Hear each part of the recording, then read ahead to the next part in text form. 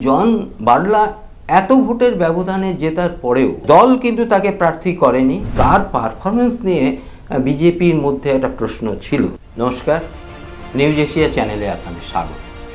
এই আলিপুরদুয়ারে গত বছরে জন বার্লা তিনি বিজেপি প্রার্থী, তিনি একটা বিপুল ভোটের ব্যবধানে তিনি জয়লাভ করেছিলেন, যেমন 2,43,989 ভোটের ব্যবধানে তিনি টিএমসি প্রার্থীকে হারিয়ে দিয়ে জয়লাভ করেছিলেন। তিনি মন্ত্রীও হয়েছিলেন। স্বাভাবিকভাবে এই আসনটি বিজেপির বেশ কিছুটা দখলে রয়েছে, এটা কিন্তু বলার অপেক্ষা রাখে না। জন বার্লা এত ভোটের ব্যবধানে জেতার পরেও দল কিন্তু তাকে প্রার্থী করেনি। এখানে মনোজ টিগ্গাকে প্রার্থী করা এবং জন বার্লা তিনি প্রার্থী হলেন না।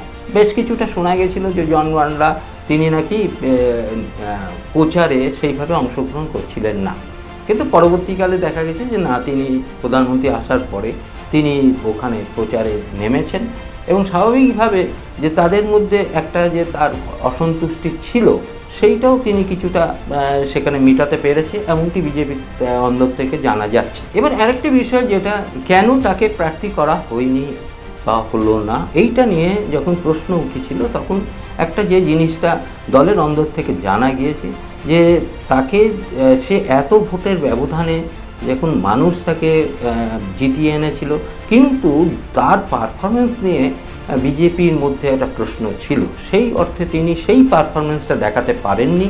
স্বাভাবিকভাবেই বিজেপির নেতাদের মনে হয়েছিল যে না, এর পরিবর্তন করা দরকার, যার জন্যেই তাকে পরিবর্তন করা হয়েছে। বিজেপি কিন্তু যেটা চেয়েছিল যে তুমি ভোটে জিতেছো, কিন্তু তোমাকে সাধারণ মানুষের জন্য বা এলাকার মানুষের জন্য যেমন তোমাকে কাজ করতে হবে, পাশাপাশি তোমার দেশের জন্যও কাজ করার একটা বিষয় তোমার থাকছে। এই পারফরমেন্সের বিষয়টাও কিন্তু বিজেপি প্রত্যেকটা ক্ষেত্রে দেখছে এবং সেই কারণেই জন বার্লাকে এবারে প্রার্থী করা হয়নি, এমনটি জানা যাচ্ছে। এবারে একটা বিষয় যে মনোজ টিগ্গাকে এখানে কেন প্রার্থী করা হলো।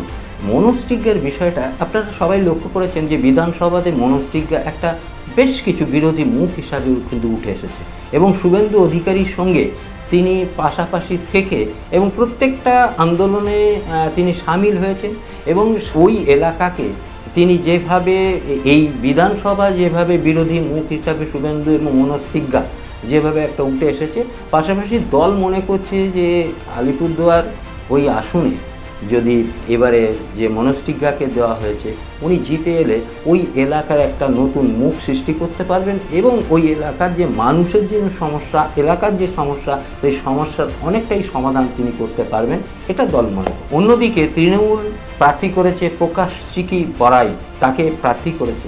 মনোজ টিগ্গা বেশ কিছুটা এগিয়ে আছে, তার ভোটের অঙ্কে যদি দেখা যায় যে বিজেপি ওই সিটে বেশ কিছুটা এগিয়ে রয়েছে।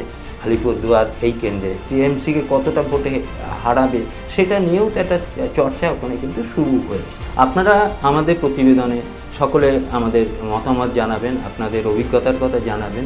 আপনারা সকলে ভালো থাকবেন, সুস্থ থাকবেন। নমস্কার। নিউজ এশিয়া, গণতন্ত্রের কণ্ঠস্বর।